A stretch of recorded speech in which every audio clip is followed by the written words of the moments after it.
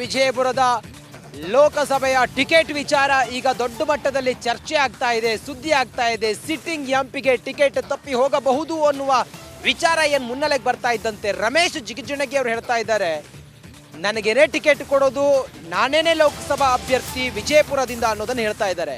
ಆದರೆ ಅವ್ರಿಗೆ ಗೊತ್ತಿಲ್ಲ ಈ ಬಾರಿ 12 ಲೋಕಸಭಾ ಸಿಟ್ಟಿಂಗ್ ಎಂಪಿಗಳು ಯಾರಿದ್ದಾರೆ ರಾಜ್ಯದಲ್ಲಿ ಅವರಿಗೆ ಟಿಕೆಟ್ ತಪ್ಪಿ ಹೋಗುತ್ತೆ ಅಂತೇಳಿ.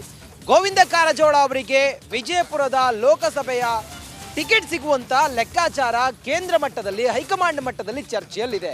ಆದರೆ ರಮೇಶ್ ಜಿಗಜಿಣಗಿ ಅವರು ಹೇಳ್ತಾ ಇದ್ದಾರೆ, ನನಗೆ ಟಿಕೆಟ್ ಸಿಗುತ್ತೆ, ನನ್ನನ್ನು ಬಿಟ್ಟು ಬೇರೆ ಯಾರಿಗೂ ಕೂಡ ಟಿಕೆಟ್ ಸಿಗೋದಿಲ್ಲ, ನನಗೆ ಸಿಗುತ್ತೆ, ನನ್ನ ರಾಜಕೀಯಕ್ಕೆ ಯಾರೂ ಕೂಡ ಅಡ್ಡ ಬರಬಾರ್ದು ಅಂತೇಳಿ ಹೇಳ್ತಾ ಇದ್ದಾರೆ. ನೀನು ಸತ್ರು ನಿನ್ನ ಹೆಣಕ್ಕೆ ಮತ ಹಾಕ್ತಾರೆ, ವಿಜಯಪುರದಲ್ಲಿ ನನ್ನ ಬಿಟ್ಟರೆ ಮತ್ತೆ ಯಾರಿಗೂ ಟಿಕೆಟ್ ಕೊಡಲ್ಲ, ವರಿಷ್ಠರು ನನಗೆ ತಿಳಿಸಿದ್ದಾರೆ ಅಂತೇಳಿ ರಮೇಶ್ ಜಿಗಜಿಣಗಿ ಹೇಳಿದ್ದಾರೆ. ಯಾರೂ ಕೂಡ ನನ್ನ ಎದುರು ರಾಜಕಾರಣದಲ್ಲಿ ಅಡ್ಡ ಬಂದವರು ಉಳಿದಿಲ್ಲ ಅಂತೇಳಿ ಕೂಡ ಹೇಳಿದ್ದಾರೆ. ಇಷ್ಟೆಲ್ಲ ಮುಂದುವರೆದು ಮಾತಾಡಿದ್ದಾರೆ. ಟಿಕೆಟ್ ಇವತ್ತು ಅಥವಾ ನಾಳೆ ಫೈನಲ್ ಆಗುತ್ತೆ ಅನ್ನೋದ್ರ ಬಗ್ಗೆಯೂ ಕೂಡ Ramesh Jigajinagi MP, sitting MP ವಿಜಯಪುರದವರು ಮಾತನಾಡಿದ್ದಾರೆ. ಏನು ಹೇಳಿದ್ದಾರೆ ಹಾಗಾದ್ರೆ ರಮೇಶ್ ಜಿಗಜಿಣಗಿ ಅನ್ನೋದನ್ನ ನೋಡೋಣ ಬನ್ನಿ. ಯಾವಾಗ ಆಗ್ತದೋ ಏನಾಗ್ತದೋ ಗೊತ್ತಿಲ್ಲ, ಇವತ್ತು ಅಥವಾ ನಾಳೆ ಆಗ್ತದ. ನಾನು ಬಿಟ್ಟರೆ ಇಲ್ಲಿ ಯಾರಿಗೂ ಟಿಕೆಟ್ ನಾನು ಕೊಡೋದಿಲ್ಲ.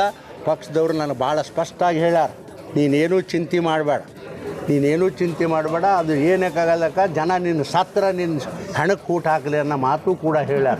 ಇಷ್ಟು ಸ್ಪಷ್ಟವಾಗಿ ಹೇಳ್ಯಾರ.